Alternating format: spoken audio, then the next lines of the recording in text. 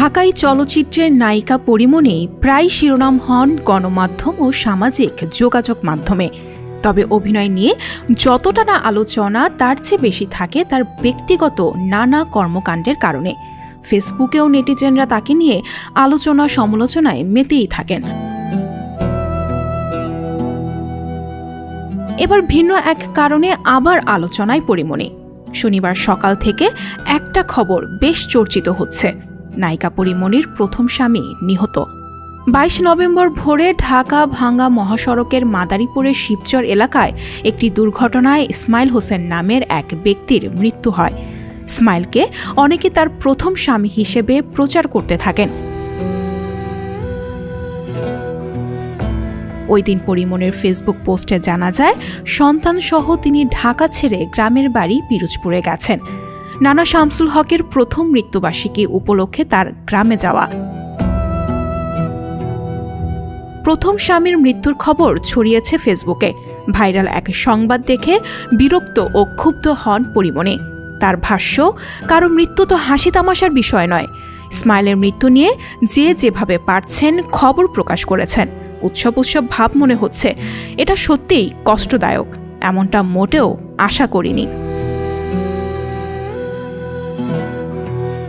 যে ইসমাইল হোসেনকে নিয়ে সবাই এত কথা বলছেন, তার সঙ্গে পরিমণির আসলে সম্পর্কটা কি, এ নিয়ে সবারই কৌতূহল রয়েছে।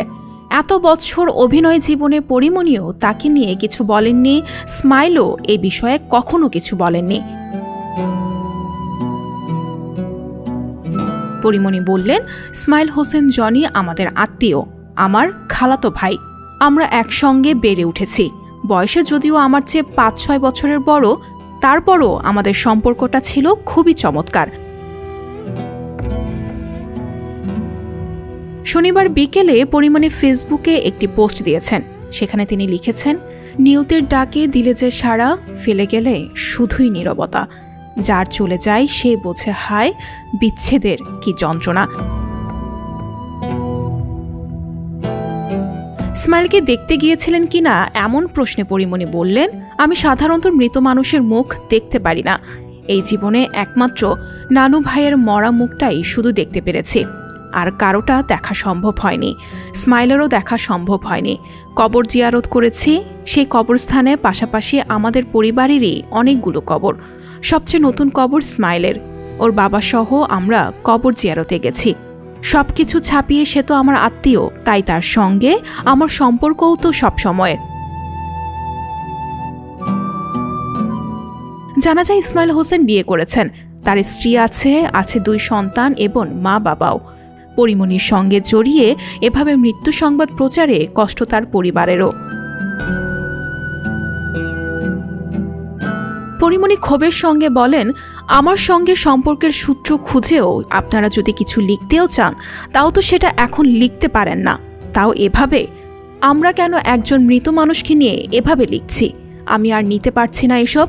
আমিও তো মানুষ, আমারও আবেগ, অনুভূতি, ভালো লাগা, কষ্ট লাগা, দুঃখ বোধ আছে।